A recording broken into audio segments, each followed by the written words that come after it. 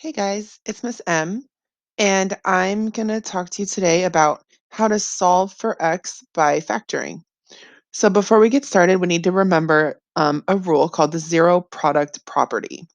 And what this means, remember, product in math means when you multiply something, so the product of multiplying two things.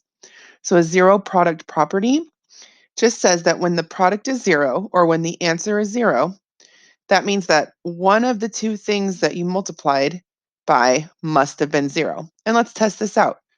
So if I replace this x with a zero, 0 times y is 0. So I could say x equals 0. But if I replace the y with a 0, x times 0 is also 0. So all that the zero product property tells us is it just reminds us that when you get 0 as an answer, you must have multiplied by a 0 in there. There must have been a 0 in the expression in order to get 0 as an answer.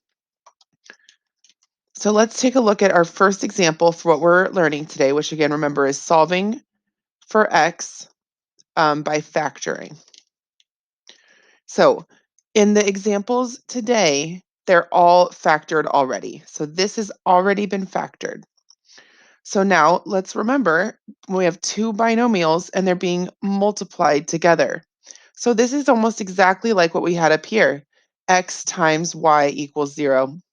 We're multiplying two things together and we're getting 0 as an answer. So we know that this x plus 10 must equal 0, or this expression must equal 0. 2x minus 5 equals 0.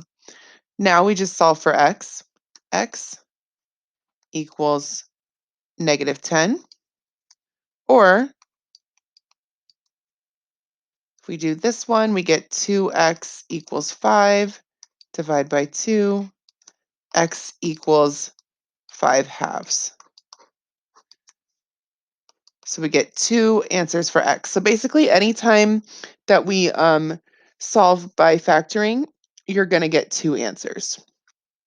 So we can see if this works out. If we plug this in to here, we get negative 10 plus 10.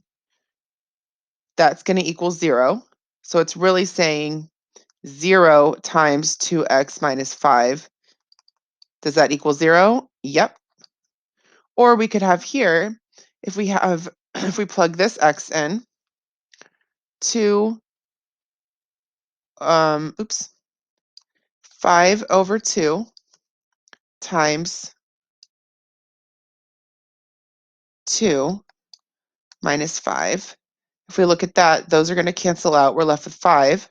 5 minus 5 equals 0, which checks out because that would then be multiplied by this. So what we would say is x equals negative 10 or 5 over 2. Okay? Let's look at one more example. So again, remember, we're already factored out. Our first step is to set each of these binomials equal to 0.